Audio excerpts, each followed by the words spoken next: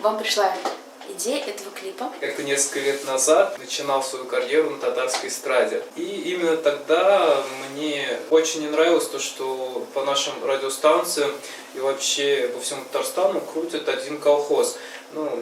Ситуация за несколько лет, к сожалению, не изменилась. И в первую очередь, наверное, хотелось записать такую песню, которая бы создала протест у людей, чтобы они задумались, что в мире уже давно все меняется и нужно идти вперед.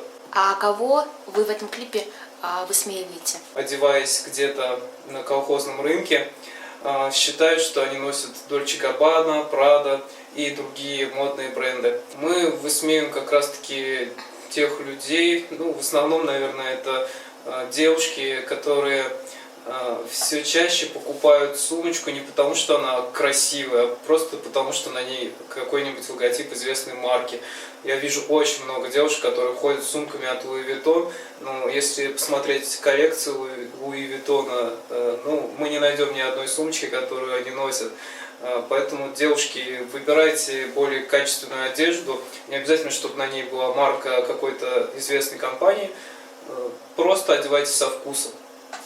Хорошо. А почему презентация вашего клипа пройдет именно на Украине? Потому что песня записывалась в Украине и сам клип снимался тоже в Украине. Поэтому мы решили сделать презентацию в Украине. Возможно, что будет презентация и в Казани, и в других городах Российской Федерации. Сейчас этот вопрос обсуждается. Следите за новостями, мы сообщим дополнительно о том, где именно будет презентоваться наша песня. Хорошо, Руслан, а как вы относитесь к тем пародиям, которые уже появились в интернете на вас? Вы знаете, к пародиям я всегда относился нормально, и если есть пародии на человека, значит он популярен. Мне очень нравятся такие люди, потому что я всегда уважаю людей, которые находят в себе силы заявить миру о том, что не все то, что все люди считают нормальным, нормально.